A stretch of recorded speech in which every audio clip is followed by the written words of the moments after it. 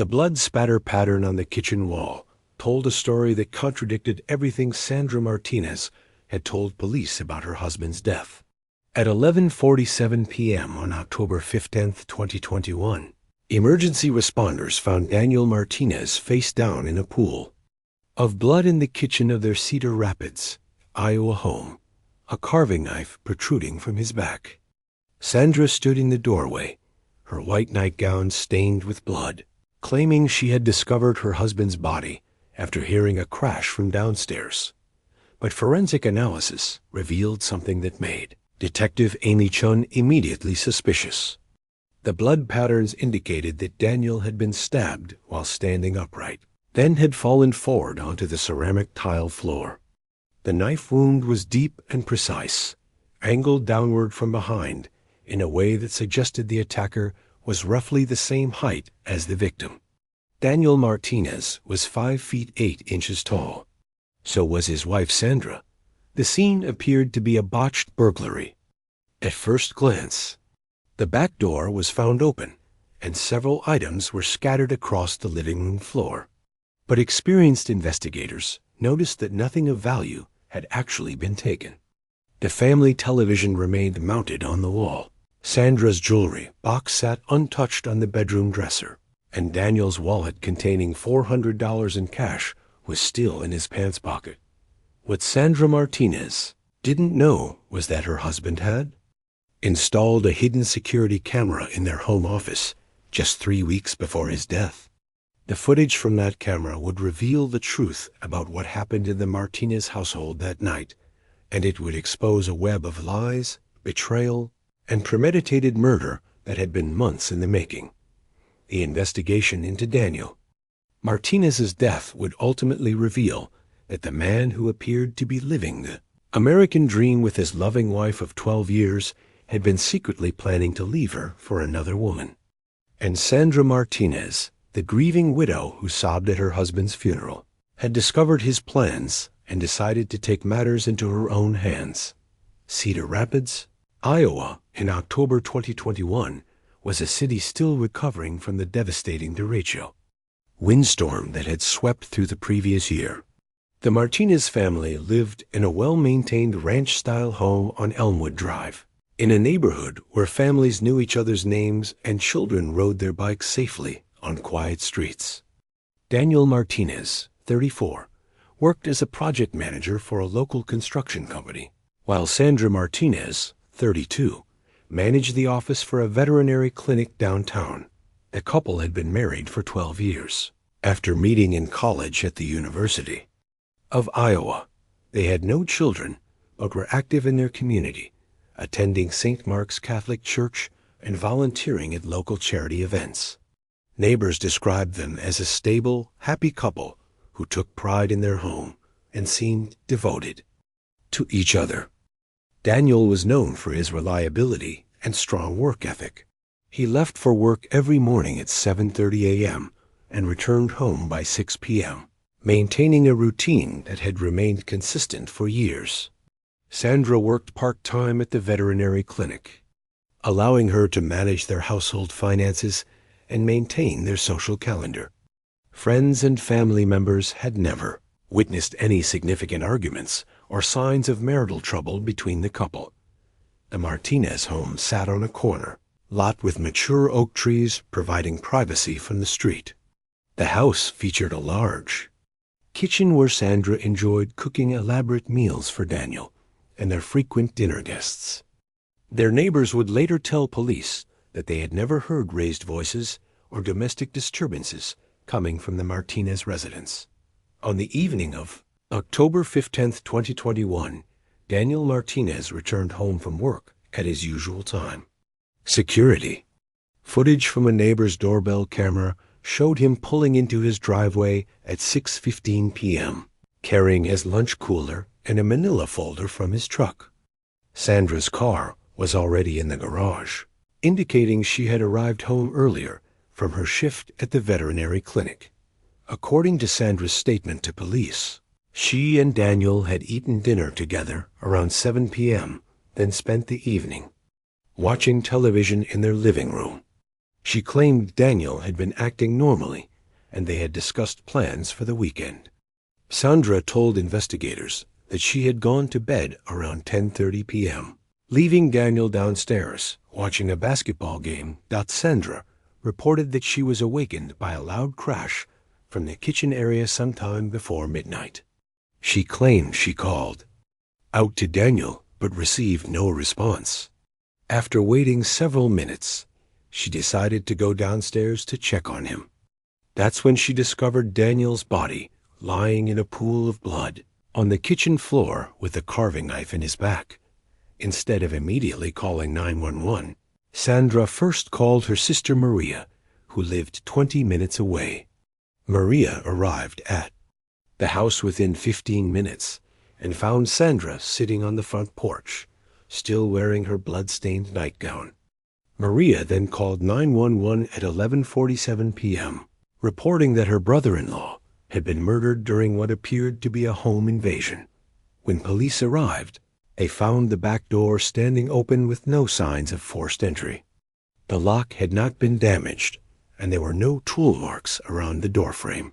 Several items were scattered on the living room floor, including magazines, a decorative vase, and couch cushions.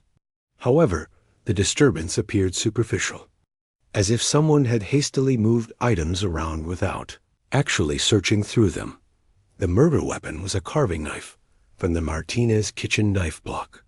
The blade had been driven deep into Daniel's back, penetrating his heart and causing massive internal bleeding.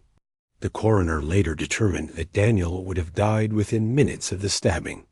There were no defensive wounds on his hands or arms, suggesting he had been attacked from behind without warning. Sandra's nightgown showed blood spatter consistent with being in close proximity to Daniel when he was stabbed. However, she claimed the blood had gotten on her clothing when she knelt down to check on him after finding his body. She had not changed clothes or cleaned herself before police arrived, which initially seemed to support her story about discovering the crime scene. The crime scene investigation revealed several inconsistencies with Sandra's account of events. The blood spatter patterns indicated that Daniel had been standing near the kitchen sink when he was attacked, but Sandra claimed she found him in the center of the room. Additionally, there were no signs of a struggle or evidence that an intruder had searched through the house looking for valuables. Amy Chun noted that Sandra appeared surprisingly calm for someone who had just discovered her husband's murdered body. While she cried during questioning, her emotional responses seemed controlled and measured. Sandra provided detailed answers to questions about the evening's events, but Detective Chun noticed that her story remained exactly the same each time she told it, without the small variations that typically occur when people recount traumatic experiences. Detective Amy Chun began her investigation by interviewing Sandra Martinez extensively about the events leading up to Daniel's death. Sandra maintained her story about discovering Daniel's body after hearing a crash from downstairs.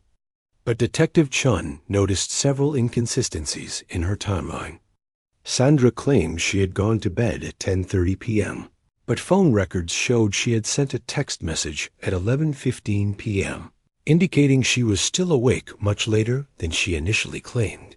The forensic team processed the crime scene methodically, collecting blood samples, fingerprints, and DNA evidence. They found Sandra's fingerprints on the murder weapon, but she explained this by saying she had touched the knife handle when she found Daniel's body. However, the angle and positioning of her fingerprints suggested she had gripped the knife firmly, not merely touched it while checking on her husband. Detective Chun examined the couple's financial records and discovered that Daniel had recently withdrawn $5,000 in cash from their joint savings account. Sandra claimed to have no knowledge of this withdrawal, but bank security footage showed Daniel making the transaction alone on October 10th, just 5 days before his death. The cash was never found in the house, and Sandra could not explain what Daniel might have done with the money. The investigation took a significant turn when Detective Chun learned about the hidden security camera in Daniel's home office. Daniel had installed the camera system 3 weeks before his death, but he had not told Sandra about it. The camera was motion activated and recorded continuously to a cloud storage service that Daniel accessed through his work laptop. Analysis of Daniel's computer revealed that he had been conducting an extramarital affair for 6 months with a coworker named Jennifer Walsh. The two had exchanged hundreds of text messages and emails, and Daniel had been meeting Jennifer at Hosderos during his lunch breaks. The digital evidence showed that Daniel had been planning to leave Sandra and had withdrawn the $5,000 to help Jennifer pay for an apartment where they planned to live together. Detective Chun interviewed Jennifer Walsh, who confirmed the affair and revealed that Daniel had planned to tell Sandra about their relationship on the weekend following his death. Jennifer had been pressuring Daniel to end his marriage, and he had finally agreed to do so. She provided text messages showing that Daniel had been nervous about confronting Sandra but was determined to proceed with the divorce. The security camera footage from Daniel's office provided crucial evidence about the events of October 15th. The camera captured Sandra entering the office at 9:45 p.m., approximately 45 minutes after she claimed to have gone to bed. She was seen using Daniel's computer to access his email account, where she discovered the correspondence with Jennifer Walsh. The footage showed Sandra reading through the messages for nearly an hour before leaving the office. Phone records revealed that Sandra had called Jennifer Walsh's number at 11:05 p.m. on the night of the murder. The call lasted 37 seconds, during which Sandra discovered that Jennifer was indeed having an affair with her husband. Jennifer later told police that Sandra had identified herself and made threatening statements before hanging up. Detective Chun reconstructed the timeline of events based on the evidence. Sandra had discovered Daniel's affair through his computer, called Jennifer to confirm her suspicions, then confronted Daniel in the kitchen. The argument had escalated, and Sandra had grabbed the carving knife from the kitchen counter and stabbed Daniel in the back while he was standing at the sink. The forensic evidence supported this reconstruction. Blood spatter analysis showed that Daniel had been attacked while facing away from his assailant, consistent with Sandra approaching him from behind during an argument. The knife wound was angled downward, indicating that the attacker was roughly the same height as Daniel. Sandra's blood-stained nightgown showed spatter patterns consistent with being the person who wielded the knife. Detective Chun also discovered that Sandra had attempted to create an alibi by staging the scene to look like a burglary. She had opened the back door, scattered items around the living room, and delayed calling 911 in order to contact her sister first. The staged burglary was poorly executed, with no valuable items actually taken and no evidence of a genuine intruder. Investigation took an unexpected turn when Detective Chun received a call from Sandra's sister Maria, who had been the first person Sandra contacted after the murder. Maria revealed that Sandra had confessed to her on the night of Daniel's death, admitting that she had killed her husband after discovering his affair. However, Maria also disclosed something that completely changed the nature of the case. According to Maria, Sandra had been planning to kill Daniel for weeks before she actually carried out the murder. Sandra had discovered Daniel's affair a month earlier when she found hotel receipts in his jacket pocket. Instead of confronting him immediately, she had been gathering evidence of his infidelity while planning his death. Sandra had researched methods of killing and had been practicing with the carving knife, testing different angles and grips. Maria provided Detective Chen with text messages Sandra had sent her in the weeks leading up to the murder. These messages showed Sandra's growing anger and her detailed plans for killing Daniel. She had considered poisoning him, staging a car accident, and even hiring someone to kill him before ultimately deciding to stab him herself. The messages revealed that Sandra had been methodically planning the murder while maintaining the appearance of a happy marriage. The most shocking revelation came when Maria revealed that Sandra had been recording Daniel's phone calls and had installed tracking software on his phone months before his death. Sandra had been monitoring Daniel's every movement and had detailed records of his meetings with Jennifer Walsh. She had known about the affair far longer than she initially claimed, and had been planning her revenge while pretending to be oblivious to his infidelity. Detective Chun discovered that Sandra had also been researching Daniel's life insurance policies and had increased his coverage to $500,000 just 6 months before his death. Sandra had forged Daniel's signature on the insurance applications and had been paying the premiums from their joint account without Daniel's knowledge. The insurance company confirmed that Sandra would have received the full payout if Daniel's death had been ruled accidental or the result of a crime committed by someone else. The investigation revealed that Sandra had been leading a double life for months, appearing to be a devoted wife while secretly planning her husband's murder. She had been researching forensic techniques to avoid detection and had studied police procedures for investigating domestic homicides. Sandra had even purchased books about criminal investigation and had been learning about blood spatter analysis and DNA evidence. Perhaps most disturbing was the discovery that Sandra had been practicing the murder itself. Maria revealed that Sandra had been using a mannequin in her basement to practice the stabbing motion, ensuring she could kill Daniel with a single blow. She had researched the human anatomy to determine the most effective angle and location for the knife wound. The murder was not a crime of passion, but a carefully planned execution. Detective Chun also learned that Sandra had been manipulating Daniel's behavior in the weeks before his death. She had been encouraging him to work late and stay out of the house, giving her time to prepare for the murder. Sandra had been gradually isolating Daniel from his friends and family, making it less likely that anyone would notice changes in his behavior or routine. The evidence showed that Sandra had been planning to claim self-defense if she was caught, intending to argue that she had discovered Daniel's affair and killed him during a violent confrontation. She had researched legal precedents for crimes of passion and had been preparing to portray herself as a victim of emotional abuse. However, the extensive evidence of premeditation made this defense impossible to maintain. Sandra Martinez was arrested and charged with first-degree murder on November 3, 2021, 18 days after Daniel's death.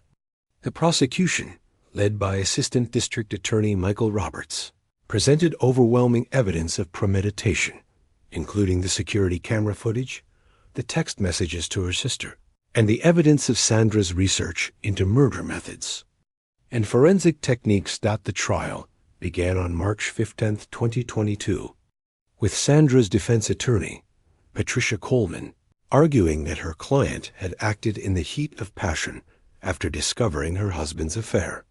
Coleman claimed that Sandra had not planned the murder, but had killed Daniel during an emotional confrontation about his infidelity.